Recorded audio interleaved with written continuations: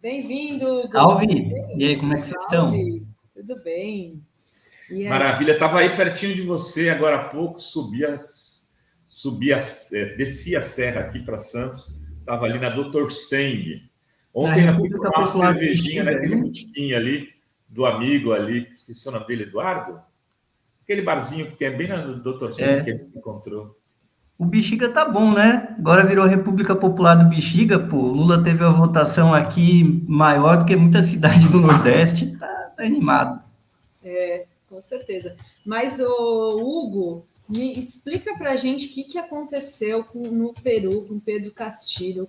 Ele tá preso, tentou dar um golpe que logo depois, né, fechar o Congresso e depois, em seguida, horas depois, foi cassado e foi preso. Como que chegou a essa situação e que erro que foi esse que ele cometeu? Dá uma geral para a gente, explica o que significa isso, essa prisão do Pedro Castillo após esse golpe fracassado.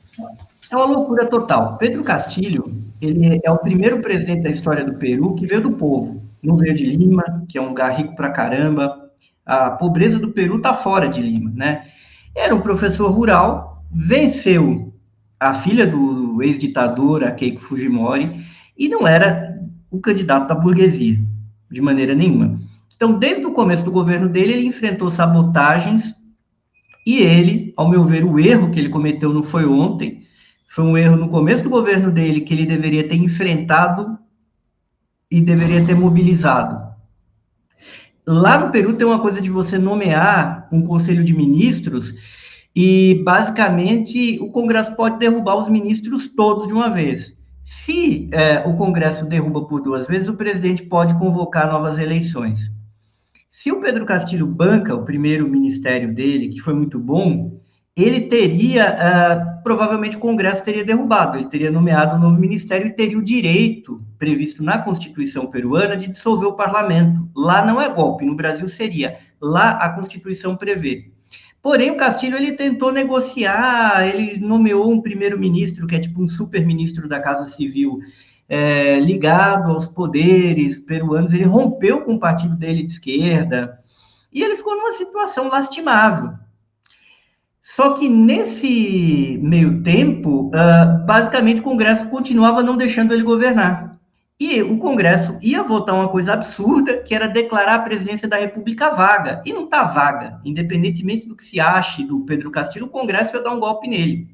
E ele dissolveu, ele chamou para uma dissolução do Congresso e iria convocar novas eleições. Veja bem, a aplicação disso estava correta? Não, mas a Constituição do Peru prevê a dissolução. Então, ao meu ver, isso é diferente de um golpe. A gente tem de lembrar que o Congresso peruano ia declarar vaga à presidência da República, tipo fizeram com o João Goulart no Brasil, sendo que não está vaga, por nenhum aspecto que você imaginar. E aí, diante disso, o Pedro Castillo é derrubado, porque o Congresso vota, na verdade, a vacância no mesmo dia. E a Constituição peruana também prevê que é necessário conceder a ampla defesa para o presidente, como qualquer parte do mundo, onde tem um presidencialismo e há processos de destituição. E, de repente, numa votação flash mob, o Congresso derruba ele e já nomeia a vice-presidenta. Então, está tudo errado ali. Agora, o que a gente não pode perder de vista é o Congresso peruano não é nenhum santo. Eles interditaram esse governo do Castillo não pelos defeitos dele, mas porque não admitiu um governo de origem de esquerda e de alguém que viesse do povo. E o Castillo errou também, porque o Castillo traiu. O Castillo não poderia jamais ter rompido com o partido dele, que o elegeu, e que, globalmente, tinha um compromisso com os movimentos lá no Peru, sobretudo o movimento indígena. Então, é uma sucessão de atrapalhadas que leva à enésima queda de um presidente lá no Peru nesses últimos anos, e a entrada da vice-presidente, a Dina Boluarte, não é um fato exatamente bom, porque a Dina, mesmo com toda essa briga com o Castillo, ninguém derrubava ele porque não queriam ela na presidência. Mas, de repente, ela rompe também com o partido e ela começa a fazer encontros com o inefável aí presidente da OEA, o Almagro, e também teve uma reunião com a delegação do Reino Unido, muito recentemente. E, de repente, ela se torna viável para substituir o professor Castillo. Eles Castilho. Qual a origem da Dina Dina? Baluarte.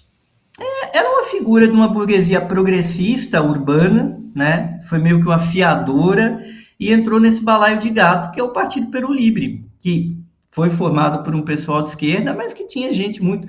O Castilho, que era um sindicalista, com alguma importância, mas que chegou a ser filiado a um partido de centro-direita. E a própria Dina é isso. É uma figura um pouco indeterminada, mas o que a levou ao poder foram as piores razões. Tem o dedo do Almagro nessa jogada, tem o dedo da Europa, do Reino Unido, sim, nessa jogada também. A gente não pode perder isso de vista e como isso vem num contexto de agitações golpistas na Bolívia, a condenação da Cristina Kirchner e agora a remoção do Castilho, que mesmo tendo traído o campo popular, o campo progressista, ele era uma figura incômoda. E ele era disfuncional para o que eles queriam. A Dina pode ser uma figura meio Lenin Moreno, mas eles também não têm exatamente muito controle sobre ela. E ela também pode cair, gente, como todo mundo tem caído lá no Peru. Pois é, isso que eu ia contar, né? Porque o Peru vive um momento, uma instabilidade tremenda. Teve o suicídio do Alan Garcia, teve outros presidentes, Ollanta Humala, Alejandro Toledo, presos, né? Teve por conta da Lava Jato, né, com denúncias de corrupção, porque é um país que está com muita instabilidade, né? Como que é isso? Não, isso começa nos anos 90, né? Começa nos anos 80. O Peru volta a ser uma democracia nos anos 80. E aí tem um governo. O Alan Garcia. Nos anos 80, quando o Alan Garcia, que era um cara da esquerda, uma centro-esquerda peruana, trai a esquerda nos anos 80 e aplica o neoliberalismo lá. Foi ele que começou com isso. E na esteira do Alan Garcia, entra um sujeito chamado Fujimori, que ganha a eleição do Mário Vargas Llosa. Os dois brigando para ver quem ia implementar o neoliberalismo no Peru. E o Fujimori, além de ser um neoliberal radical, foi um golpista, que promoveu uma verdadeira guerra civil, massacrou indígenas, governou de maneira autoritária o Peru durante muitos anos e devastou a institucionalidade peruana. Devastou. O resultado disso é terra arrasada, que aí tem um governo como o do Alejandro Toledo, que foi um governo neoliberal meio confuso, ainda que moderado. O Alan Garcia volta ao poder pela direita, é um outro horror, e quando um nacionalista, entre aspas, de esquerda ganha, que é o Ollanta Humala, simplesmente não deixam ele governar. E ele topou o que o Castilho não topou, ficar lá isolado no poder. E aí você tem derrota lá da Keiko Fujimori para os liberais, lá para o Pedro Pablo Kuczynski, que também rodou, caiu porque não era exatamente o que uma parte da burguesia peruana queria, mesmo sendo ele um arquiburguês e banqueiro, tipo o Meirelles peruano. Nem ele segurou. Aí entra o Vizcarra, entra uma série de presidentes e, de novo, você tem essa memória do fujimorismo, que é muito forte ainda no Peru. Ele não consegue voltar ao poder, mas sempre está disputando eleição a eleição. E esse arranjo do ditador, do Fujimori, hoje representado pela filha dele, a Keiko, embora não ganhe eleição, disputa e deixa o país ingovernável. E essa ingovernabilidade interessa à oligarquia peruana. Eu vou repetir de novo, a gente tem a imagem do Peru como um país pobre. A gente esquece que Lima, onde fica a capital, lá a província de Lima, é um lugar muito rico. É dos lugares mais ricos da América do Sul. Você tem uma concentração de renda brutal, uma desigualdade regional brutal, que explora o resto do país, né, com atividade de mineração e o escambau, e concentra dinheiro na capital. Para a burguesia do Peru, está ótima a coisa como ela está colocada. E ela trabalha todo o tempo para evitar um governo, seja mais liberal, democrático, ou que eles têm horror, que é a esquerda. E eles conseguiram inviabilizar essa construção precária da esquerda lá, cujo mérito não era do Castilho, era do Vladimir Cerrón, o líder do partido que elegeu Castilho, que eles impediram de concorrer à presidência, também com lawfare, também exatamente como no Brasil, com o uso do Ministério Público. Então, o que interessa essa história para a gente? A gente tem de entender, tem uma prática que eles fazem lá que tem a ver com certas práticas daqui, e como está integrado continentalmente. São os mesmos interesses imperialistas que incidem sobre o Brasil e é a mesma oligarquia, uma oligarquia que pensa de um jeito não tão diferente da nossa. e que não quer que o campo popular e o campo progressista se organize, muito menos governe. Eles encontraram essa brecha com Castilho, mas muito provavelmente derrubariam um governo de esquerda funcional. E a lição também que se ensina no Peru é que é preciso ter articulação política e é preciso mobilizar o povo, porque lá, menos que aqui, você não consegue governar. E isso pode ter influência, todo esse contexto que a gente está vendo da América Latina. A gente teve recentemente a Bolívia, agora a Cristina sendo condenada por um processo de lawfare, agora a queda do Castilho, e a gente tem um terceiro governo Lula em 2023. O que deve ser a preocupação do novo governo em relação a essa instabilidade? O Lula está mandando muito bem na articulação, como sempre mandou, mas tem de mobilizar mais. Tem que se preparar para o pior, porque eles não estão parados, muito pelo contrário, né? Estão querendo inviabilizar a Cristina, porque ela poderia mudar esse fato, porque a direita vem com tudo na eleição do ano que vem na Argentina, né? O Fernandes expressaria muito do Lula, mas a figura correta para disputar o poder na Argentina era a Cristina, ela que é a verdadeira líder de massas e tem respaldo popular. E tem um outro problema que é a Bolívia, né? Que eles estão com a movimentação golpista, né? Eles passaram aí 36 dias sob um lockout com manifestações que mataram gente. Teve gente que foi morta na Bolívia nesse levante.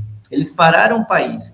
Lembrando que o MAS ganhou em primeiro turno a eleição pós-golpe. E mesmo assim existe um movimento organizado golpista na Bolívia. Nada disso é apenas particular da Bolívia, da Argentina ou do Peru. Isso tem uma articulação internacional. Muita gente fala novo plano Condor. E é nesse sentido, não é o Castilho, não é quem cai, é quem derrubou e quem entrou no poder.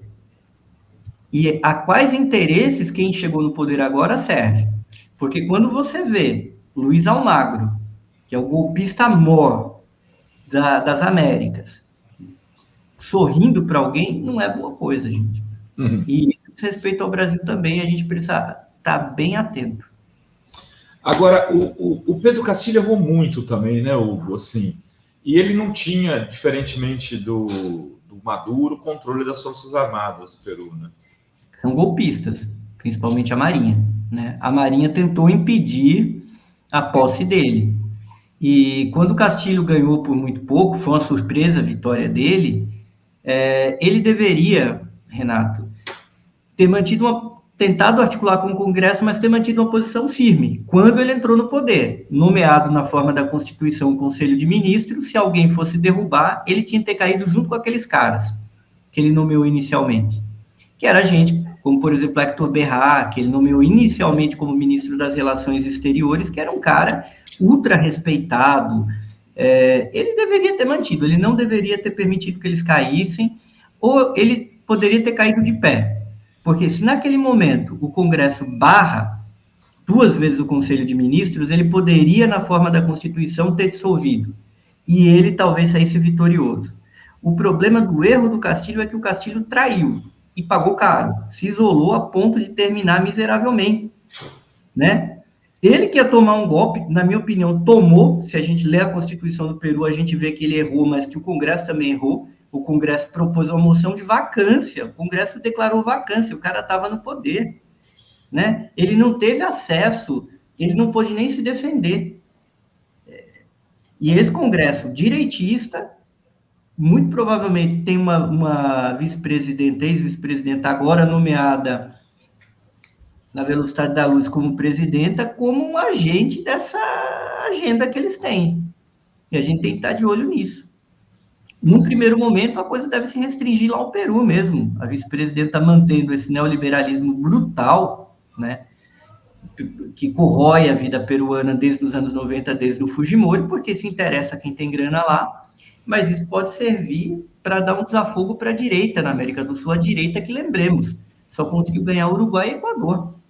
A esquerda, o campo progressista e popular, ganhou em toda parte, ganhou na Colômbia, ganhou no Brasil. Pela primeira vez na história da América Latina, Brasil, México, Colômbia e Argentina estão na mão da esquerda, o Chile também, Venezuela também. Isso não é. E no Brasil, era para ter o Lula ganhado também em 2018, só não ganhou porque eles deram um golpe e prenderam o Lula. Porque Não, senão... e jogaram sujo nessa campanha também, porque todo mundo entregou tudo para o Bolsonaro comprar voto.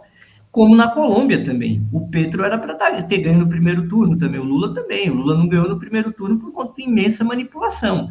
E os caras ainda queriam que o TSE fizesse o jogo deles, porque aí já completava tudo, né? Só faltava tirar o 1 e o 3 da urna eletrônica para deixar o Bolsonaro ganhar. Então, o Lula e o Petro tinham potencial para ganhar no primeiro turno. Houve processos parecidos de intimidação.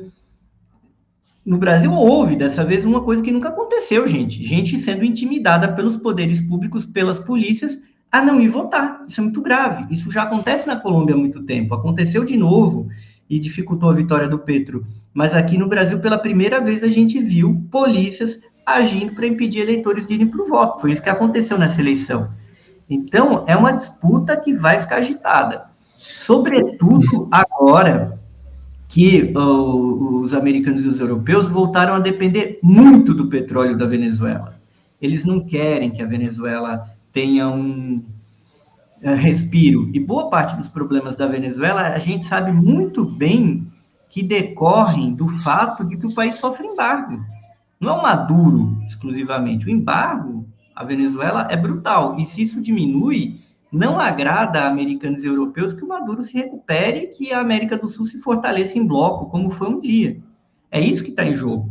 E tem uma outra coisa em jogo que não percam de vista. Os Andes são ricos em lítio. E o lítio, a quem fale, o lítio vai ser o novo petróleo do século XXI. E quem é rico em lítio? Chile, Bolívia, Peru, Equador. Então, e ainda se formam os BRICS, né? Aí ainda tem o Brasil e a Argentina querendo entrar. Eu queria falar sobre a Argentina um pouco, né? Que a gente teve o processo o fim do processo na primeira instância da Cristina. Eles ainda cabe recurso. Ela pode ser candidata em 2023 por conta desse não ter sido encerrado todas as instâncias, mas parece que a direita conseguiu avançar também ali, né? E o próprio governo do Fernandes também não está conseguindo recuperar o país, né? No sentido econômico, pelo menos. A inflação continua alta, tem dificuldades, a popularidade dele não é grande. Enfim, está ficando difícil para o peronismo ali também, na tua opinião, Hugo? O peronismo é muita coisa, né, Ruvai? Até uma ala de direita do peronismo que apoiou o Macri e foi esse pessoal que deu voto pra caramba para o Macri, apesar do governo desastroso dele. Né? Bom, a Argentina permite essa... Cristianista, né? Também, até o Fernandes não é cristianista. Ele não é, ele é do centro peronista, porque o Fernandes é um cara do centro, juntou com a esquerda, que é o kirchnerismo, e ele conseguiu ganhar. Mas o Fernandes, ele, em grande medida, não na escala de debilidade do Castilho, mas o Fernandes se enrola porque ele não foi para o confronto. Tem horas que a política demanda que a gente conflite.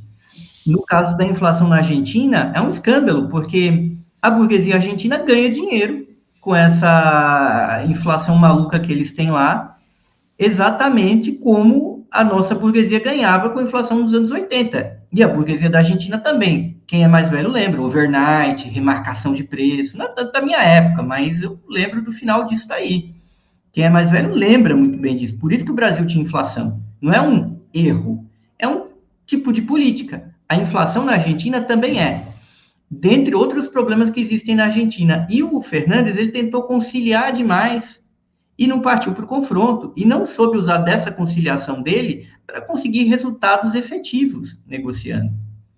Então, nesse sentido, o Fernandes causou um grande dano e hoje não apenas a direita tradicional está forte lá na Argentina, como o campo da extrema-direita, que não é exatamente um bolsonarismo, mas é uma coisa tipo o Partido Novo aqui, que é aquele roqueiro ridículo lá, o Milei, que será possivelmente o candidato da extrema-direita na Argentina, que está com força como nunca. E eles comem por essas beiradas. Ao seu modo, muito mais bem preparado, o Fernandes comete erros parecidos com o Castilho, né? Às vezes você erra por conflitar. O Castilho não soube nem conflitar, nem conciliar. O Fernandes, ele só concilia errado. Ele não é... Nem todo mundo nasceu para ser Lula, né? O Lula sabe fazer isso. O Lula é um sindicalista. Aí um advogado tenta agir assim, não consegue. O Fernandes também não é uma liderança popular. A Cristina, mesmo com esse abalo à imagem dela, dessa condenação, eu acho que ela deveria ser candidata. Eu acho que ela que reúne condições de falar com o povo, e inclusive de fazer um governo mais assertivo.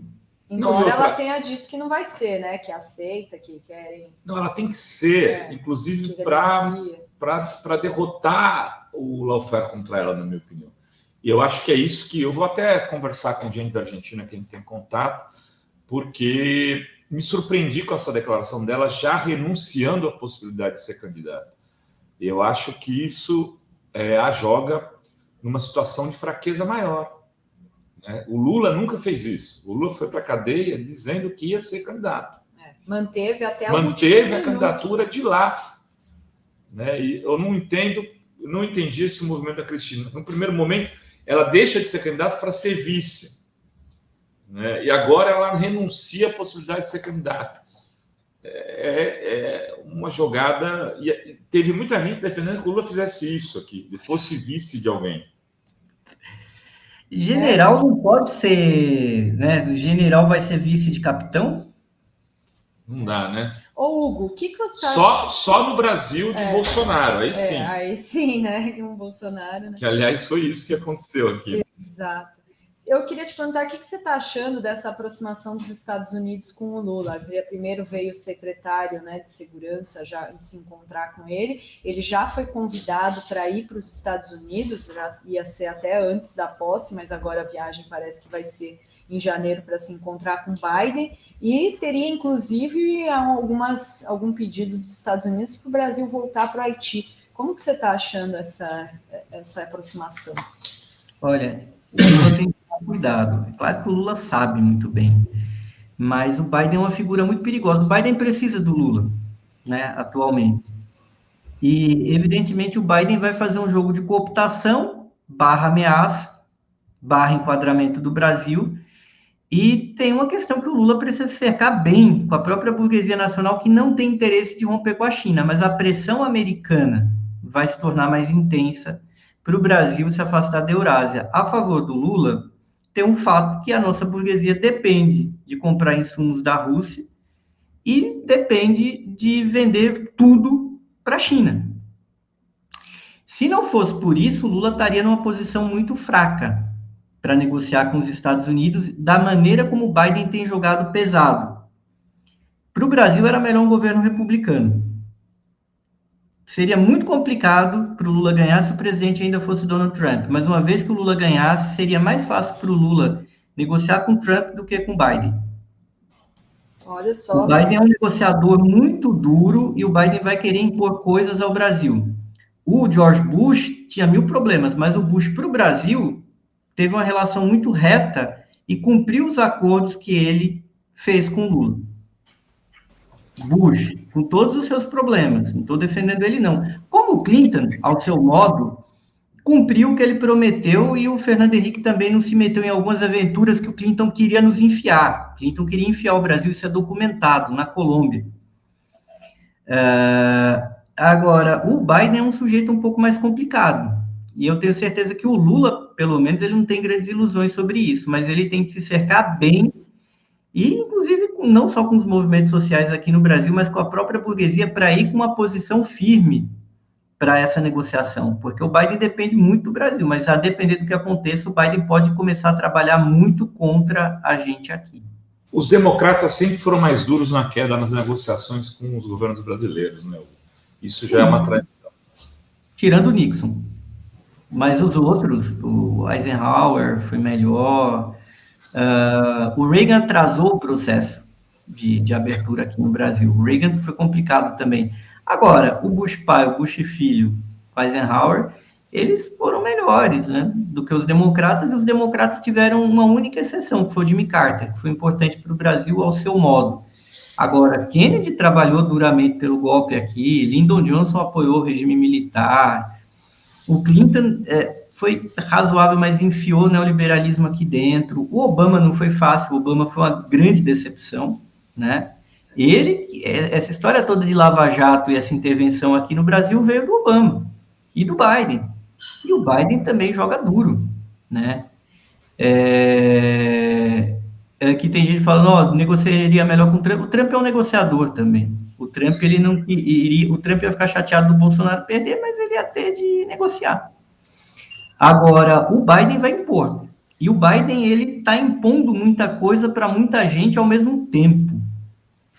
Eu não sei o quanto é bom para os Estados Unidos, mesmo sendo a superpotência que eles são. É um conflito com a China, um conflito com a Rússia, uma pressão de longe na Índia. Eu não sei como ele vai fazer para brigar. Na China. Então, é uma briga, impondo que a Alemanha não trabalhe pela paz, mantendo ele jogando querosene na guerra lá na Ucrânia, e a Alemanha indo para o vinagre, e a Alemanha não pode falar nada. E o Biden vai querer um compromisso do Brasil. É claro que o Brasil conta com o apoio de alguns setores da Europa que não são maravilhosos, mas são bem mais razoáveis que o Biden, como o Macron. Tem 1000 problemas, mas é um sujeito mais racional, mais razoável. Eu sinto esse problema grave do Biden, um certo desespero, uma certa precipitação, e eu acho que isso pode pesar na gente. Então, vai ser preciso muita calma. Eu acho que vai ser uma das negociações mais complicadas entre Brasil e Estados Unidos da história. Vai ser uma relação muito difícil, porque o Biden não é alguém digno lá de muita confiança. E é conhecido por dar o beijo da morte, né? Exatamente como ele fez aqui no Brasil, que ele veio trazer o pendrive com os arquivos da ditadura e depois estava trabalhando contra o governo da Dilma. E há quem diga que o Biden tem um dedo muito forte na Lava Jato, né? Olha só, né? É verdade. O Hugo, antes de ir embora, me diz uma coisa. Qual é a capa da Jacobin desse mês? E ela é mensal ou é bimestral? Ela está semestral. A gente está falando justamente disso, de reconstrução do país, né? Está lá a estrelinha na capa. O que é que será o futuro do Brasil? Como é que a gente pode reconstruir o Brasil diante desse cenário? Então, isso é interessante aí. Muito bem. E dá para comprar nas bancas, né? Dá para comprar nas bancas também, nas livrarias. E pelo site também, que aí ajuda a gente. Compra direto no site, né? Jacobin Brasil. Jacobin é muito boa. E olha só, queria ler aqui o comentário da Serena, maravilhosa essa aulona que o Hugo Albuquerque está nos dando. Teve Fórum Universidade de Informação com seus convidados, professores especialistas. Obrigada, Serena. E muito obrigada, Hugo. Prazer tê-lo aqui novamente aqui no Fórum 11:30. Vamos chamar aí mais vezes. Até a próxima. Obrigado, gente. Grande dia.